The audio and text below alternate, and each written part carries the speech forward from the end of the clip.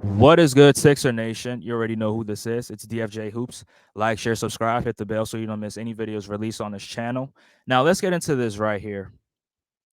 So, we have an update on Joel Embiid's possible return this season, and it was from John Clark from NBC Sports Philly, who is a very, very credible source. And if it's coming from him, I definitely believe it. Now, this is what he had to say about Embiid. I'm told Joel Embiid is still on track to return in the first or second week of April before the playoffs. Hashtag Sixers. Now, this is definitely great news for Sixer fans because this Sixer team has been so terrible. They're losing the teams they're not supposed to lose to. They're losing games they're not supposed to lose. And it's no secret. That's because their best player, Joel Embiid, has been out for the last month and a half. He's been hurt, so he's not playing for the Sixers. And as a result, the Sixers have been so terrible. Now, here are my thoughts on this report right here. I've said on multiple platforms and I've told multiple people that I think the 76ers need to shut down Joel Embiid. I think they should shut him down. I think they should tank for the rest of the season. Try to get some draft picks. I mean, last season we didn't have any draft picks because Daryl Morey was caught tampering with the Daniel House signing. So we didn't have any draft picks. But I just think the Sixers should tank and get some draft picks and go all in the 2024 offseason. Try to sign as many players as they can and try to surround Joel Embiid with the necessary pieces that he needs to compete with because I don't think this team is good enough to win a championship. I mean, I just feel that way.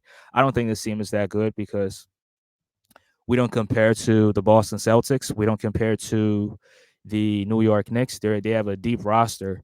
We don't compare to the Miami Heat, obviously, and we definitely don't compete with the Milwaukee Bucks. I just feel that way, and that's why I said that. And on top of that, I didn't think Embiid was going to be healthy enough to come back and play for the Sixers and help them compete for a championship. That's why I said that. But with this report right here, it seems that Embiid will definitely return for the Sixers. And if he's going to return for the first week of April, he has 7 more games left. And I mean, I have my own questions because if he returns, like how many minutes is he going to play? Is he going to be on minutes restriction?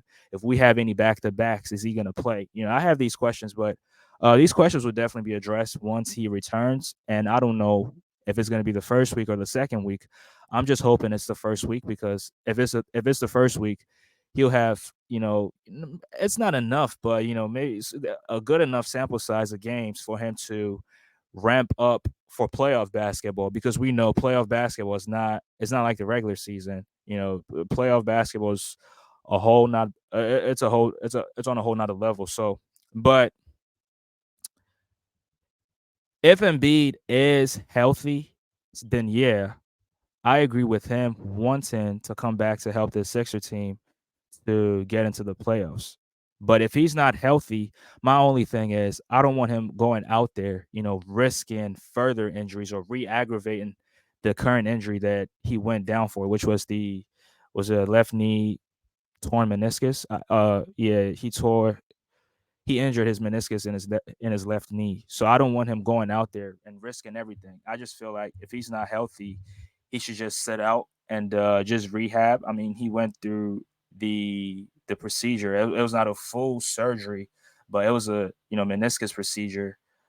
I think it was a meniscectomy, something like that, which was the removal of his meniscus. So it has a 6 to 8 weeks of uh, of recovery, and by the first or second week of April, that would definitely be 9 weeks. So if he's fully healthy, yeah, he should definitely come out and help and try to make his team, help his team into the postseason. Which this would definitely be a great and a difficult task for the 76ers. It'd be a difficult task for Nick Nurse, and it'll definitely be a difficult task for Joel Embiid because to come out of the play-in, go in the playoffs, and make it all the way and try to win a championship, that's definitely a difficult task. Now, I already know what's going to happen, and we know somebody somewhere is going to push narratives. Now, somebody is probably making a narrative as we speak right now. Somebody's sitting there making a narrative, and we know what the narrative is going to be.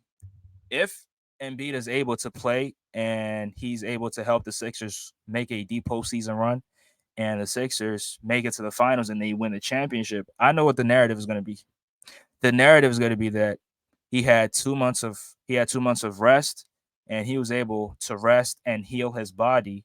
That's why he was able to go to a deep postseason run and help his team win a championship. We already know that that narrative will be on the way if the Sixers do in fact make it all the way. But if the Sixers don't win and Embiid comes back and they get bounced in the first or second round, the narrative is going to be that Embiid, you can't win with Embiid, and he's not the guy. He's definitely not the best player. He can't do this, he can't do that, and you can't really build a team around Embiid. You can't trust him. You can't do this. So Embiid is at, I mean, he's in a lose lose situation in my opinion because anything you do, people are going to talk about it. But if you definitely come back and you're able to help this team win, I think this would definitely be one of the biggest stories in Philly sports history. But if you're not, just be ready for whatever backlash that you're going to face because now, me personally, I don't make injury excuses for anyone. That's why I said he should sit out because I don't know.